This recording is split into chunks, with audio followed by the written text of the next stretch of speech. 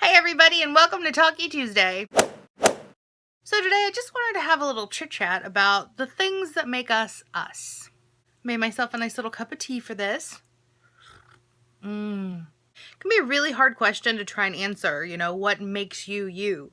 The things that I think make up me are that I like to have fun, and I like to make sure that others are having fun, and that others are feeling well, and that others are able to succeed and do well. After many years of searching, I think the reason that I am so concerned about how other people are is because I have been in some very, very deep, dark, down places. I don't want other people to go there or have to be there.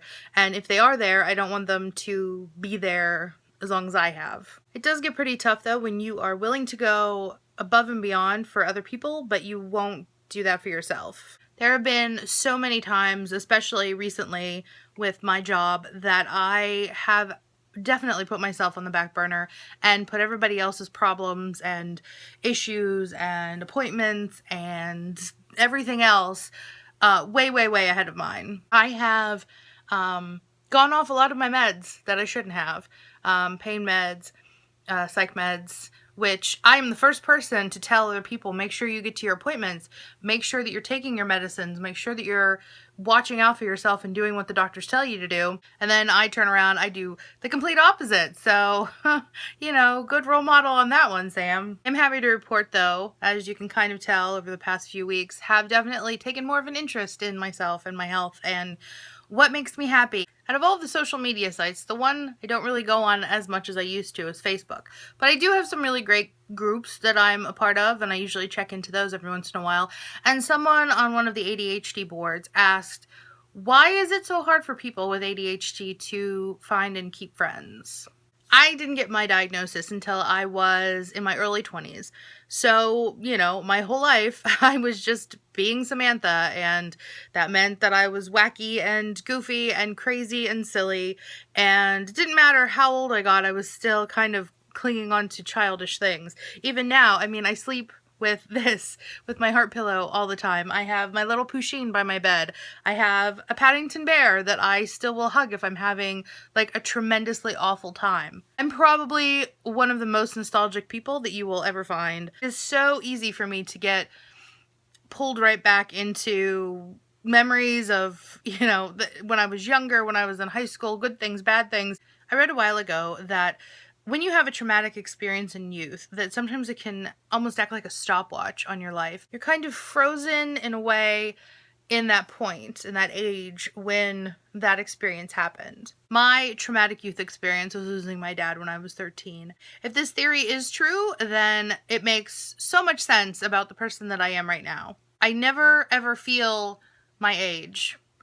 Only when I actually have to say my age or my birthday, that's the only time where it hits me that, oh wow, I am a lot older than I think or feel that I am. I definitely can still relate to teenagers and 20-somethings because I still feel sometimes like that's where I am. I still cling on to the things that I did when I was 13, 14, 15, whatever, that made me feel good and sparked my imagination or brought me comfort. In answer to the person's question in the group, I said that I know that I can be a little silly and childish sometimes, and there are a lot of people that just can't handle that in the long term. Like, it's one thing if somebody gets a little giddy or goofy every so often, or maybe they had a drink and then, that weird side comes out of them. For me, that's almost an everyday.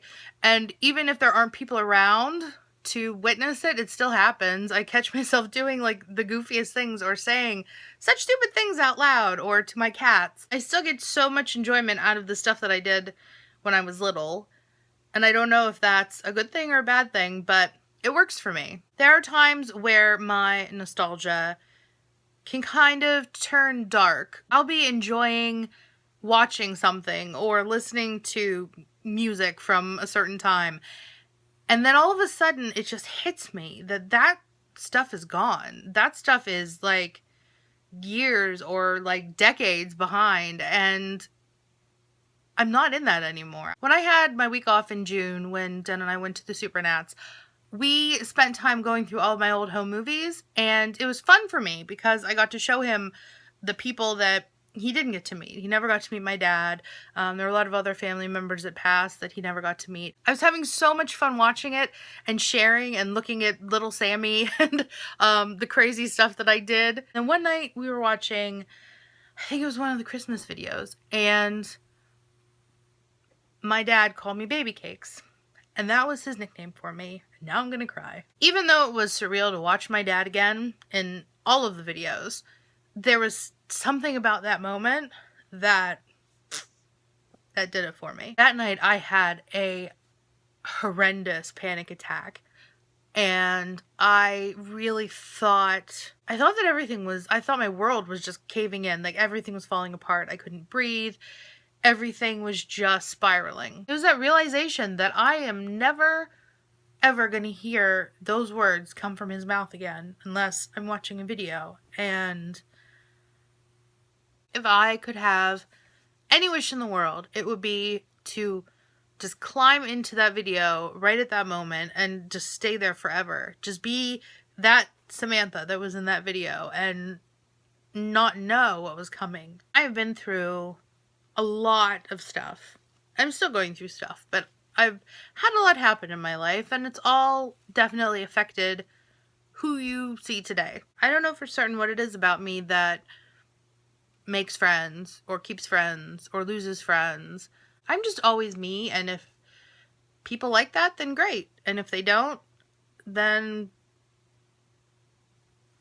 it's one of those life lessons that I wish I would have learned when I was 13, but of course, you never do. And even if people tell you that you need to learn that or that it's valuable to learn that, I mean, you won't until you get to a place where it's very obvious that the way to live your life is just to live it for you. So here's kind of the bottom line.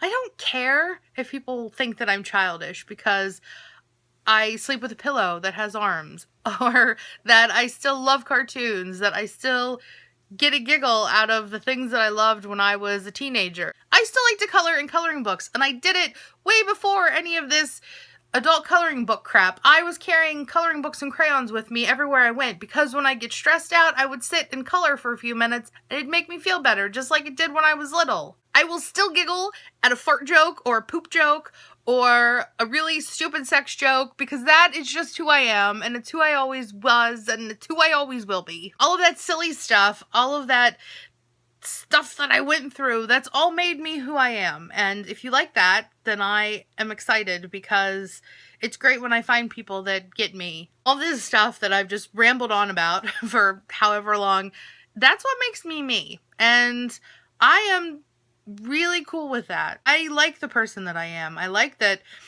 I don't take everything so seriously, but I know how to be serious when I have to be. I like that I care a lot about other people, and I like that I'm finally taking the time out to care about myself too. I know I've said it quite a few times, but doing these videos has been a huge change for me. I'm able to look at myself and say that I'm not as bad as I thought I was. So I raised my mug to all of you that are able to say that you love all the crazy, quirky things that make you you.